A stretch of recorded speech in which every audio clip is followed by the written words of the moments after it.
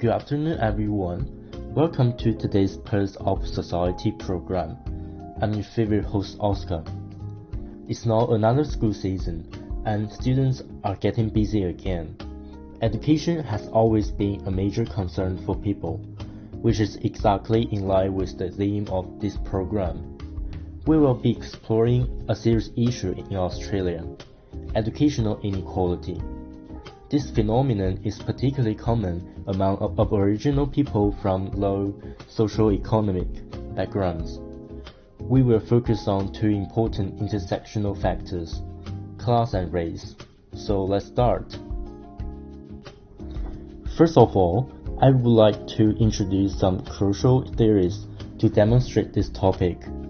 Intersectionality is an approach which explores how overlapping or intersecting identities affect the experiences of individuals in society. It was proposed by Crenshaw to show that a person's situation is determined by multiple factors, such as gender, class, race, and this method allows us to study social issues dynamically. The other is Buddhism theory of field and habitus. Field refers to a social arena within which people struggle for the resources that are specific to it.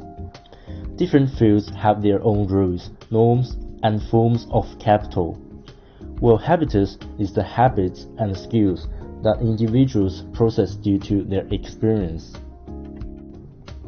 Now, let's examine the problem with these useful tools. Educational inequality has so far had a serious impact in Australia. Obviously, Aboriginal people are the group that best fits this intersectionality.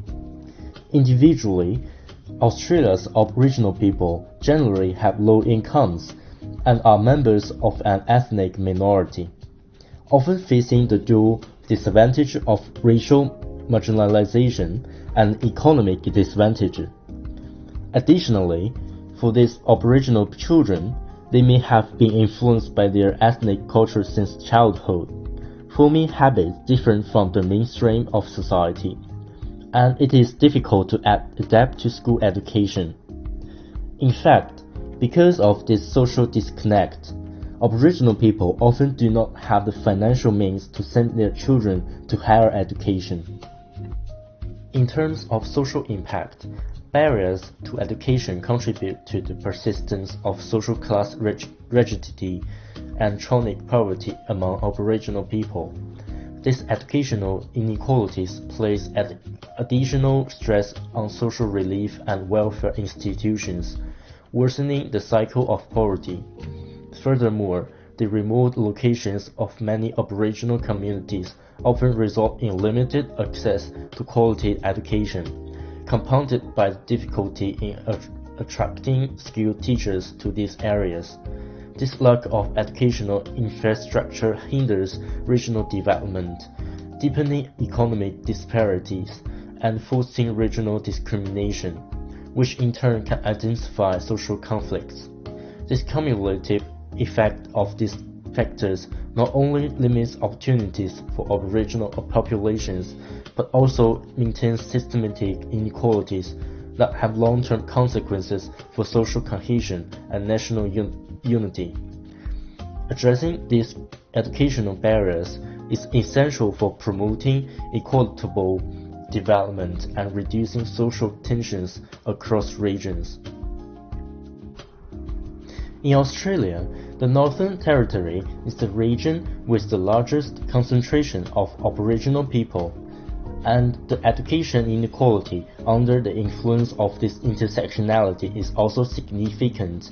A research shows Aboriginal students in remote areas have literacy and numeracy levels that are much lower than non-Aboriginal students and lower than Aboriginal students in jurisdictions. Lee also did a survey and found that Australia's current education policy neglects students who speak English as the second or third language and lacks recognition of Aboriginal knowledge and corresponding educational methods. The 2023 Closing the Gap report shows data that only 68.7% of Aboriginal students complete Year 12, compared to 89.5% of non-Aboriginal students, and only 2.1% of Aboriginal people have the bachelor degree or higher, compared to 29.5% of non-Aboriginal people. These figures reflect the vast differences in educational attainment between Aboriginal and non-Aboriginal people. Meanwhile, health and psychological problems caused by poverty further increased the dropout rate of Aboriginal students, making it difficult for them to achieve good results. These problems due to class or race have caused them to suffer from educational inequality almost since the founding of the country. In order to solve the problem of Aboriginal education, the Australian government has taken various measures. A considerable amount of resources, both territory and Commonwealth, have been committed to improve Aboriginal education. The Northern Territory government also started a Shared in the Future strategy, which aims to guarantee Aboriginal people's right to education, respect their cultures, improve the education system, and establish accountability mechanisms. However, because of this complexity of intersectionality, the problem of inequality cannot be solved in a short period of time and requires multifaceted and context-specific measures. The relevant departments must focus on the full consideration of the two core factors of class and race, and understand the racial marginalization and low-income problems that Aboriginal people now face, and the vicious circle between the intersectionality and educational inequality. Additionally, to grasp this, the government needs to carefully examine the living environment of the Aboriginal people and understand their views and habitats.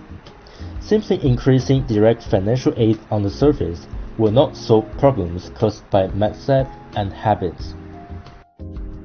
So all in all, educational inequality in Australia is a complicated problem. Over a long period of history, Aboriginal peoples have suffered from this inequality because of the intersectionality of class and race. While Baldushian's theory of field and habitats gives us a concrete understanding of the reasons why this inequality is so entrenched. To alleviate this problem, more in-depth research must be done using a sociological lens. This is not only the responsibility of government departments, but also the concern of whole society. That's the end of today's content.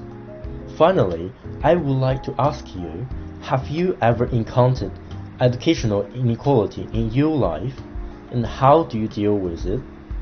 Welcome active discussion.